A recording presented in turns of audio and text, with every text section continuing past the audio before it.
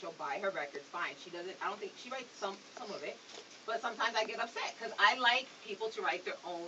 Like that's just me.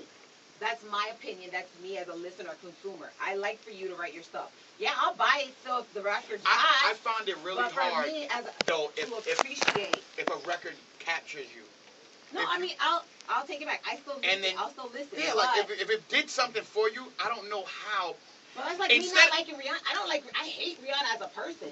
And me, I don't like her, but I like her music. Okay, so how about this? Why don't you take this approach? You listen to a Beyonce record, you love it. You find out she didn't write it. Why don't you follow the girl who wrote it? Find out what else she wrote. No, I this, follow writers. Become a fan of that instead of being like, man, B, you ain't write that one, B. Just be like, oh, this is written by. I found out she wrote a couple other joints I like. I follow writers because a lot of singers start out writers. A lot of ghostwriting is people be ghostwriting for years before they get a break. Of course, and now they're all coming out. All the ghostwriters are now getting famous. The only time they get a face is when a face accepts their record. You know what I'm saying? So Beyonce is giving somebody else a huge shot by singing her song or this song. And a lot of times we don't even know. But for Beyonce, we don't know who writes her stuff because sometimes she'll buy it and we don't. She'll be like, okay, we're not gonna put your name on it. We're gonna say I wrote it. And that part does bother me.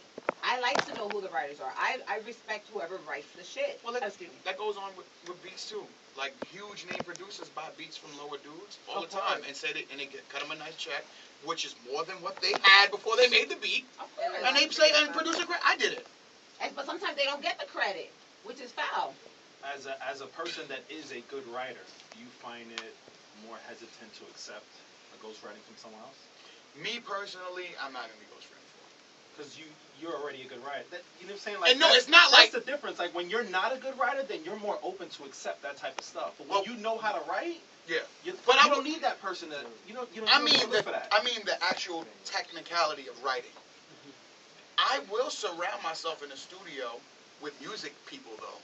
And they be like, man, you know what? Maybe if you attack it like this and give me an idea, I'm all right with that. Because sometimes you want to get a gauge on what people want to hear from you.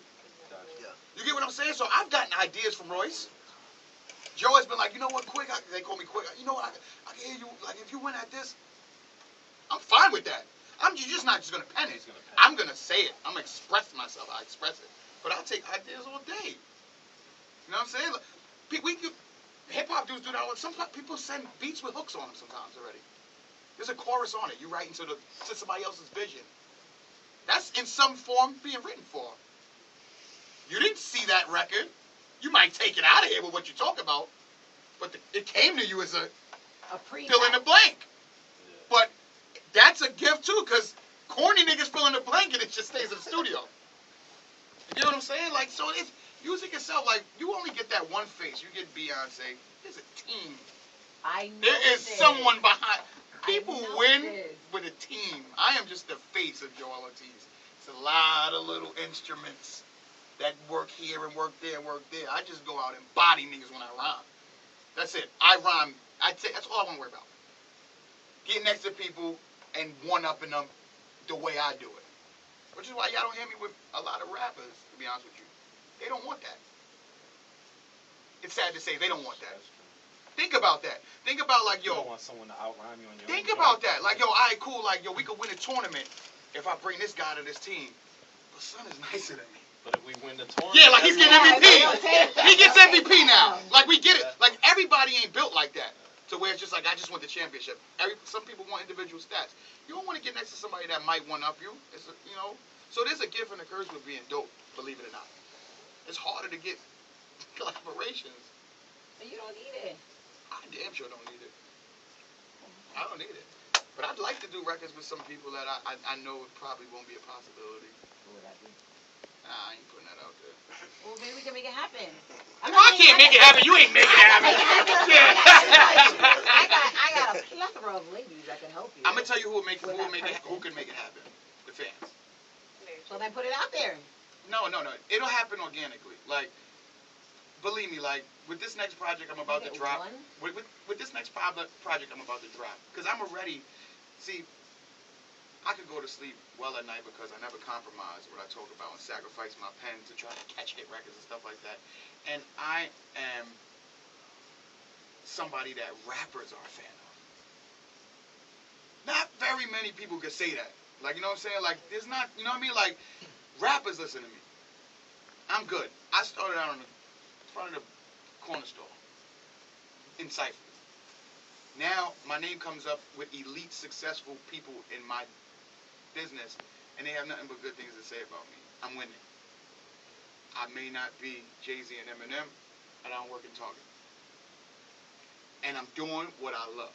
You know what I'm saying? So, I'm fine. This next album, I'm going to get all my thoughts out. I'm going to get everybody who's been wondering what's been going on, because, you know, I'm a character in the Slaughterhouse picture, in that realm. I bring Joell Ortiz, I bring that New York edge, I bring some, you know, personality with humor and things like that, and, you know, that's who I am, alter ego-wise, when I run around with those guys. I've now shifted back to me. How did that name come about? It was the name of the first record we were all on together, on Joe's Halfway House mixtape. So when you know, the group formed, and we started thinking about, oh, what we're gonna call ourselves, first joint we was ever on. Slaughterhouse, you know what I'm saying?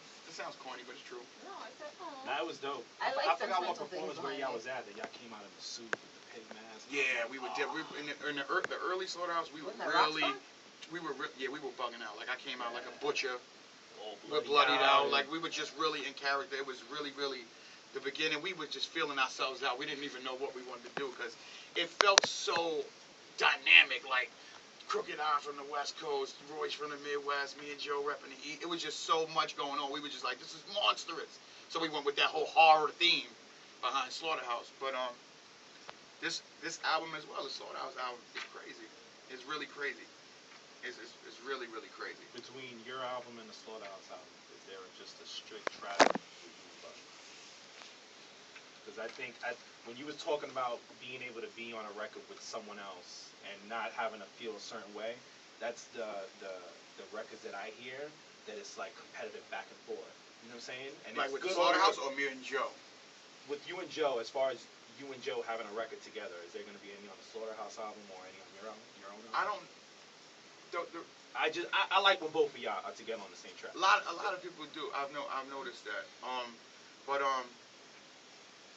neither one of them are done until it goes into the store. So I don't know yet. As of now, it doesn't exist. But me and Joe have done records in the past. You know what I'm saying? We have joined, I think it was in 09, called Warfare. And actually, me and him were listening to it like last week together. I forgot what we were doing. He was like, remember this? And it kind of started like, we should, you know what I mean? Like, revisit, like, it will happen. It doesn't exist yet, though. It doesn't exist yet. We always have fun. Me and him always have fun, too, though. We compete about everything. Like, he's mad now that I lost weight because he's like, you think you're sexy? Like, relax, Joe. You know what I mean? Crazy that you can say that you would sit next to somebody else.